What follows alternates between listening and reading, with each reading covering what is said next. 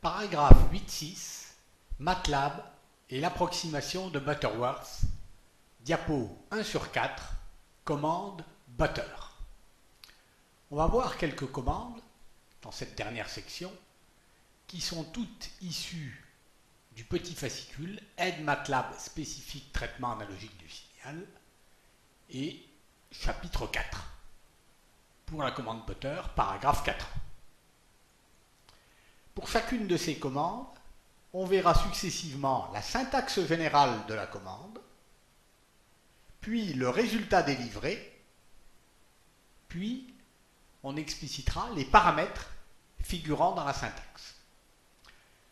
Donc pour Butter, la syntaxe c'est entre crochets vecteur B, virgule, vecteur A égale Butter, entre parenthèses, les paramètres n, wn, entre guillemets ftype, ou entre apostrophes, virgule, et entre apostrophes également s. Cette commande a pour but de concevoir le filtre, donc de calculer le filtre, le apostrophe s indiquant à MATLAB qu'il s'agit d'un filtre analogique. C'est-à-dire que l'année prochaine, en cours de traitement numérique du signal, dans les commandes, pour un fil de Butterworth, il n'y aura plus apostrophe S. Donc ça conçoit le filtre de Butterworth, analogique, d'ordre n, dont la pulsation de coupure ou la fréquence de coupure à 3 dB est donnée et dont la nature est donnée. Alors je rappelle que la nature, c'est passe-bas, passe-haut, passe-bande, coupe-bande. Par défaut, si la nature, le f-type, s'il n'y a rien, par défaut, c'est un passe-bas. N se déterminera préalablement à l'aide des paramètres du gabarit par la formule qu'on a vue au paragraphe 8.2. Quel est le résultat délivré par la commande Butter, tel que syntaxé au-dessus? La commande délivre les vecteurs lignes B et A formés par les coefficients respectifs du numérateur pour B et du dénominateur pour A de la fonction de transfert, coefficients qui sont rangés dans ces vecteurs B et A selon les puissances décroissantes de la variable S. Alors S, parce que c'est MATLAB, nous, la variable, on l'a appelée P, la variable qui figure dans la fonction de transfert. C'est-à-dire que la fonction de transfert s'écrit h de s égale un polynôme b de s au numérateur d'ordre n et un polynôme a de s au dénominateur d'ordre n.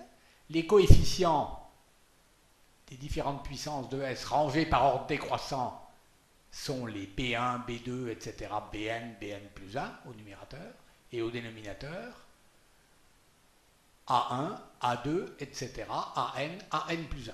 Alors il se trouve qu'au dénominateur, le coefficient de S puissance n est toujours pris égal à 1 par MATLAB. Et par ailleurs, comme MATLAB prend des fonctions de transfert à gain statique normées à 0 dB ou 1, on a toujours h de 0 qui est égal à 1. Donc Bn plus 1 qui est égal à AN plus 1. Les paramètres qui figurent dans la commande Butter sont explicités ici. N, c'est donc l'ordre du filtre, se calcule préalablement à l'aide de la formule du paragraphe 8.2 ou à l'aide de MATLAB, à l'aide de la commande butord qui est explicitée à la diapo suivante. Wn, c'est la pulsation de coupure à 3 dB. Alors on ne l'appelle pas oméga n parce qu'il n'y a pas de lettre grecque disponible dans MATLAB. Donc ce qui ressemble plus à un oméga, c'est un petit w. C'est la pulsation de coupure à 3 dB. C'est-à-dire que si on fait oméga égale oméga n, le module de h de j oméga n est égal à 1 sur racine de 2, qui correspond bien à moins 3 dB.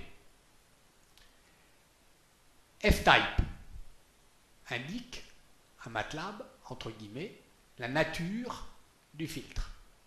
Alors pour un passe-bas, on mettra en fait rien, donc il suffit de virer f-type complètement d'ici et MATLAB comprendra que c'est un passe-bas. Sinon, on peut mettre l'O entre deux apostrophes. Le passe-bande sera également indiqué par défaut dès lors que WN comportera 2 fréquences de coupure.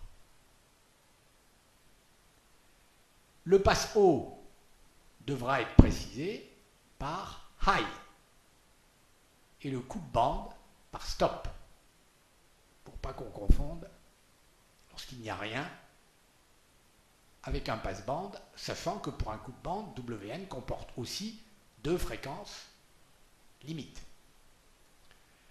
Précision également, comme on l'a vu quand on a vu les formules de changement de fréquence, pour un coupe-bande comme pour un passe-bande, l'ordre doit être pair.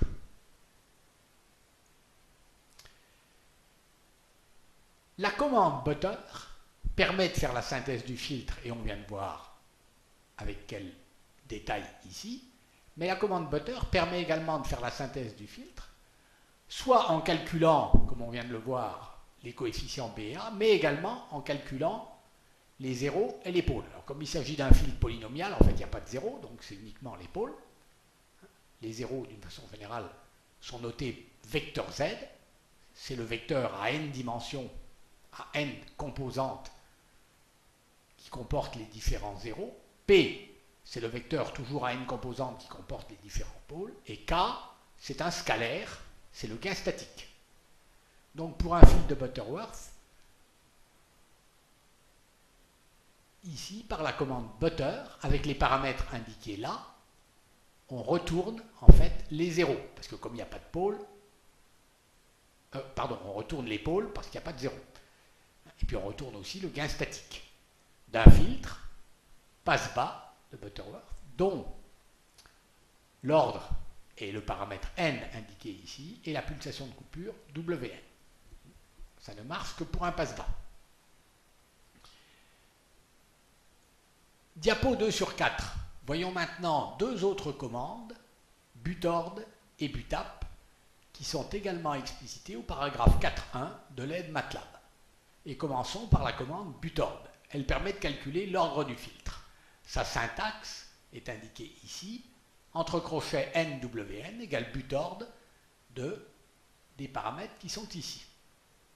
Cette commande a pour but de calculer, à partir des paramètres du gabarit, qui figurent dans la parenthèse ici, l'ordre minimum n du filtre et la pulsation de coupure à 3 dB Wn en radians par seconde d'un filtre analogique de Butterworth. Alors c'est un filtre analogique toujours parce qu'il y a le apostrophe S ici. Les paramètres WP et WA d'abord correspondent aux limites respectives en radians par seconde, donc c'est des pulsations, des bandes passantes pour WP et bandes atténuées pour WA. Amax et Amin correspondent aux atténuations exprimées en dB, c'est-à-dire que cette fois, dans la syntaxe, c'est directement exprimé en dB. Les atténuations, donc maximum en bande passante et minimum en bande atténuée. Deuxième commande, la commande butap. Cette commande permet de calculer les pôles, mais pas les pôles d'un filtre quelconque, les pôles uniquement du filtre Hn normalisé, du filtre dont la fonction de transfert est la fonction de transfert normalisée, au sens où on l'a explicité à la section 2 de ce même chapitre. La syntaxe s'écrit Z P K égale butap de n. Alors, le filtre n'est défini que par son ordre n, puisqu'il est normalisé, il n'y a pas besoin d'autres paramètres. Z, c'est le vecteur des zéros, il n'y en a pas, puisque c'est un filtre Butterworth. P, le vecteur des pôles, et K, c'est le scalaire qui correspond au gain statique. Résultat et paramètres. Ce filtre calcule les pôles sous forme d'un vecteur ligne P de longueur n, l'ordre du filtre, et calcule également le gain K, qui est le scalaire h de 0, gain statique, du prototype passe-bas de Butterworth normalisé d'ordre n. Rappelons que ce prototype passe-bas normalisé, il est normalisé doublement. D'abord parce que sa pulsation de coupure à 3 dB est égale à 1 radians par seconde. Et deuxièmement, parce que son epsilon est aussi égal à 1, ou son Amax est égal à 3 dB. Donc, voilà les deux normalisations qui caractérisent ce filtre dit normalisé. Quand on a les pôles du filtre normalisé, si on veut les pôles du filtre non normalisé, ce qu'on appelle les pôles vrais, ben, il faut dénormaliser. Et pour dénormaliser les pôles, on applique la formule qu'on peut injecter dans MATLAB. Il suffit de connaître le epsilon du filtre non normalisé et le Wn du filtre non normalisé. Et à partir de là, on dénormalise les pôles par P égale epsilon puissance moins 1 sur n multiplié par P sur Wn. A noter que s'agissant d'un fil polynomial, on l'a déjà dit, il n'y a pas de zéro. Et enfin, on ramène à 1 le gain d'un filtre dont le gain statique n'est pas égal à 1. Ça peut être le cas parfois dans un énoncé. Par exemple, pour le ramener à 1, eh ben, on pose K égale K multiplié par epsilon sur Wn puissance n. Paragraphe 8.6, suite. Exemple. Les spécifications pour cet exemple seront celles de l'exercice 6, qui sera traité ici d'une manière uniquement partielle. À savoir, d'abord, un gain statique, comme d'habitude, normé à 1, c'est-à-dire à 0 dB. On donne en outre une fréquence de coupure, celle à 3 dB, Fc égale 10 kHz. Le gabarit est défini de la manière suivante. En bande passante, c'est-à-dire pour f inférieur ou égal à fp, on a une atténuation maximum de 1 dB. En bande atténuée, c'est-à-dire pour f supérieur ou égal à fa, on a une atténuation minimum de 50 dB. Et on donne la fréquence limite de la bande atténuée, fa égale 30 kHz. A noter qu'on ne donne pas la fréquence limite de la bande passante, c'est-à-dire fp, mais qu'à la place, on donne la fréquence de coupure à 3 dB, 10 kHz. Calculons préalablement, comme toujours, l'ordre n du filtre. On dispose ici pour calculer n, d'une part de la donnée fc, d'autre part du couple fa à min. On sait qu'à ce moment-là, on a vu au paragraphe 8.2 une formule qui donne l'ordre minimum n. On a même fait un exemple à la diapo 3 sur 3, enfin 8.2, 3 sur 3, qui correspond aux données de l'exercice 6. Donc on ne va pas refaire le calcul, on obtient n égale 6. À partir de là, on va utiliser MATLAB pour faire la synthèse de la fonction de transfert. Le code MATLAB est donné dans le cadre bleu qui est ici. Regardons-le rapidement. Première ligne, c'est l'entrée des données. On entre n égale 6. On précise la valeur de Fc, qui est en Hertz 10 puissance 4. Et 10 puissance 4, ça s'écrit 1 E4. A noter que E ne signifie pas E puissance, mais 10 puissance. Donc Fc égale 1, 10 puissance 4. Et à partir de Fc, fréquence de coupure à 3 dB, on calcule la pulsation de coupure à 3 dB que MATLAB note Wn à partir de la formule 2 fois pi fois Fc. La ligne suivante correspond à la synthèse du filtre, c'est-à-dire au calcul des coefficients, des vecteurs coefficients du numérateur et du dénominateur, qu'on appelle ici n et d, parce que c'est plus causant que le BA du cours. Donc nd égale buteur des paramètres n, wn et apostrophe s pour bien préciser qu'il s'agit d'un filtre analogique. Donc MATLAB a maintenant calculé les coefficients du filtre. Normalement, on a terminé. Alors en fait, il faut avoir une forme de sortie des données. Donc il faudrait par exemple éditer nd. Il suffirait pour ça de supprimer le point virgule qui est là, et on aurait le vecteur coefficient n et le vecteur coefficient d. On va préférer faire éditer par MATLAB l'expression de la fonction de transfert sous deux formats différents, troisième ligne et quatrième ligne. Premier format, le format fraction rationnelle avec un polynôme et ses coefficients au numérateur, et puis un autre polynôme et ses coefficients au dénominateur. C'est la commande TF. TF comme transfer function. Transfer function des coefficients n, d. Et on va appeler h la fonction de transfert du filtre. Pas de point virgule, de façon à ce que cette expression soit éditée par MATLAB dans la commande window, dans la fenêtre de commande. Ensuite, on va faire une deuxième édition. C'est l'édition toujours de la fonction de transfert, mais au format dit factorisé, c'est-à-dire où le numérateur et le dénominateur de la fraction rationnelle seront mis sous forme d'un produit de facteurs. Alors chaque facteur sera un polynôme de degré au maximum égal à 2. Et il y aura en plus un polynôme de degré 1 si l'ordre est impair. C'est ce qu'on appelle le format factorisé, et la commande correspondante, c'est ZPK. 0 pôle gain, ZPK. Enfin, ce n'est pas des vecteurs colonnes, hein, c'est ici une commande qu'on appelle la commande ZPK de H. Alors il faut baptiser ce format d'édition de la fonction de transfert différemment du précédent. On va le noter FT.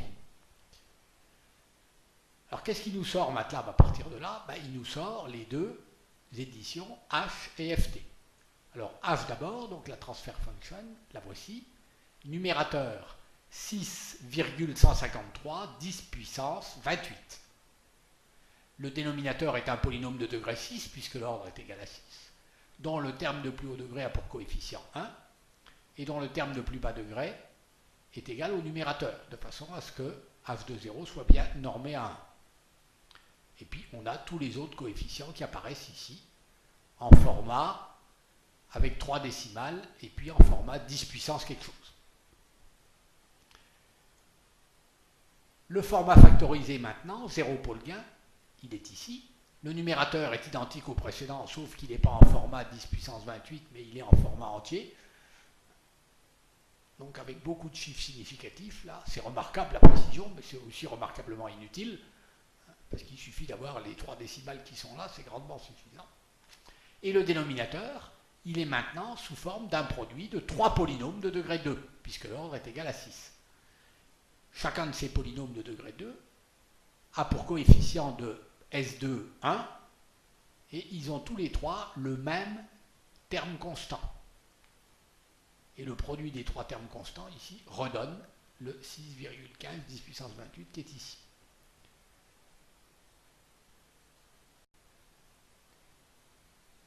Diapo 4/4. Continuons notre exemple en faisant maintenant le tracé de la réponse en fréquence. Alors on pourrait aussi utiliser MATLAB pour faire le tracé, par exemple, des pôles, également le tracé de la réponse en amplitude et de la réponse en phase. On va se contenter de la réponse en amplitude, c'est-à-dire le diagramme de Bode en amplitude. Alors on peut le faire avec le MATLAB, mais on peut aussi, s'agissant d'un fil de Butterworth dont les propriétés ont bien été étudiées en cours, on peut aussi le faire sans MATLAB. Il suffit de disposer du papier avec l'échelle logarithmique des fréquences en abscisse. Puis en ordonnée, c'est une échelle linéaire qui correspond à des dB. À partir de là, j'utilise les propriétés du cours, à savoir le diagramme asymptotique, qui va permettre de mettre en place le tracé réel. Alors, le diagramme asymptotique, pour le mettre en place, il faut d'abord placer sur l'axe des fréquences la fréquence de coupure à 3 dB. On sait que dans notre exemple ici, elle vaut 10 puissance 4. Et on va mettre en place une décade à gauche et une décade à droite. Donc on va faire varier la fréquence de 10 puissance 3 à 10 puissance 5. Le diagramme asymptotique comporte en dessous de FC une asymptote horizontale à 0 dB, donc qui est dessinée ici par le trait discontinu en rouge. Et ensuite, pour f supérieur à fc, une asymptote oblique de pente moins 20n dB par décade, comme n égale 6, ça fait moins 120 dB par décade. Donc pour la tracer, il suffit d'avoir pour une décade de variation de f, donc entre 10 puissance 4 et 10 puissance 5, on a une chute de gain en dB de 120. Comme ici on était à 0 dB, on passe à moins 120 dB, qui correspond à ce point-là. Donc l'asymptote passe par le point moins 120, 10 puissance 5. Donc je la trace. Comment se situe le diagramme de Bode réel par rapport au diagramme asymptotique? Eh bien légèrement en dessous, sachant que pour f égale fc, il passe à 3 dB en dessous. Alors 3 dB, ça ne fait pas beaucoup avec l'échelle importante qu'on a ici. Ça fait environ ici. Donc il passe là. Voilà. Et on rallie très vite l'asymptote horizontale. Voilà pour la bande passante. À partir de ce point, à 3 dB, après on est quelque part dans la bande de transition. Et très vite, on est collé à l'asymptote oblique. Et on est en bande atténuée. Alors pour préciser les frontières bande passante, bande atténuée, il faut mettre en place le gabarit.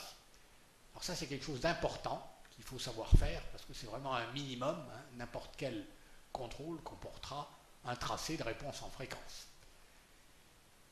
Donc je place les limites du gabarit ici en bleu. Alors pour les placer, je m'appuie sur les deux points caractéristiques du gabarit, le point P, limite de la bande passante, sur le gabarit, et le point A, qui est le coin limite de la bande atténuée, au niveau du gabarit. Donc le point P, il correspond à une ordonnée de A max, qui dans l'exercice présent vaut 1 dB. Donc je place le point à 1 dB, ici, qui se trouve sur la courbe en bleu, donc qui se trouve légèrement à gauche du point de cassure à 3 dB que je pointe actuellement avec la souris, légèrement à gauche, et environ ici, avec une abscisse FP qui est pas loin de 9, ici 10 puissance 3, 9 kHz, sachant qu'ici on a 10 kHz, et ça me donne le point P.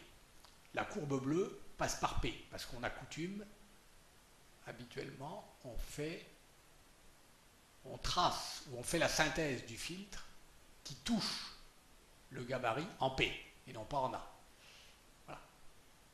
Donc, ma courbe de réponse, j'ai mon point P ici, après j'ai mon point à 3 dB, après je passe en bande de transition. Alors, jusqu'où va la bande de transition? Ben, jusqu'au début de la bande atténuée. La bande atténuée correspond à une atténuation qui vaut au minimum A min égale 50 dB. Donc on a placé ici horizontalement la limite A min égale 50 dB, qui me donne pour F égale FA égale, donné par l'énoncé, 3 10 puissance 4. Donc ici on a 10 puissance 4, ici on a 2 10 puissance 4, donc ici on a 3 10 puissance 4, avec une ordonnée de 50 dB, ça me donne le point A du gabarit, et non pas le point A de la courbe de réponse. Le point A, c'est donc la limite du gabarit pour ce qui concerne la bande atténuée. Donc les limites du gabarit, je vais les suivre avec la souris ici. Voilà, là et là. Donc toute cette zone ici est interdite. Et puis pour le coin bande passante, ici P, donc la limite c'est une horizontale ici à 1 dB et une verticale ici qui passe par FP, qui vaut environ, un petit peu moins peut-être, que 9 10 puissance 3. La courbe de réponse en bleu, ici, qui passe par le point à 3 dB ici, se situe évidemment à l'intérieur du gabarit pour la bande passante. Le gabarit, c'est le petit couloir de largeur 1 dB, horizontal ici. Ensuite, pour la bande de transition ici, c'est le grand couloir situé entre la verticale de P et la verticale de A, là. Et ensuite, c'est ici. Donc la courbe en bleu, ici, se situe bien à l'intérieur du gabarit. À noter que le gabarit, ici, le coin A du gabarit, est situé au-dessus de la courbe en bleu. Ou plutôt que la courbe en bleu est située en dessous du point A, c'est-à-dire bien à l'intérieur du gabarit. Conclusion au module de cours numéro 5. Les points les plus importants du cours, donc du chapitre 8, sur lesquels s'appuie la synthèse des filtres de Butterworth. C'est d'abord la loi d'atténuation, c'est-à-dire la loi A2 de oméga, ou encore 1 sur module de H de J oméga au carré, qui lui est spécifique des filtres de Butterworth. Ensuite, le calcul de l'ordre n en fonction des paramètres du gabarit. Et enfin, la fonction de transfert et la réponse en fréquence, c'est-à-dire le tracé de Bode. De la théorie à la pratique, quels sont les exercices corrigés et les TD? Alors d'abord, exercice 1 à 6, qui porte sur la synthèse des filtres de Butterworth avec calcul 100% manuel. Je veux dire par là, sans utiliser MATLAB. Parce que les filtres de Butterworth, qui sont les plus simples, permettent encore de faire un certain nombre de calculs à la main. C'est pour ça qu'on a consacré pas moins de 6 exercices sur le sujet. Ensuite, on a complété par 2 exercices, 7 et 8, sur la synthèse d'un filtre passe-haut et l'analyse d'un filtre passe-bas, tous les deux de Butterworth, avec à la fois calcul manuel et utilisation de MATLAB. Et enfin, vous avez le TD numéro 4 sur la synthèse d'un filtre passe-bas de Butterworth, avec des calculs manuels d'abord, puis une simulation utilisant MATLAB.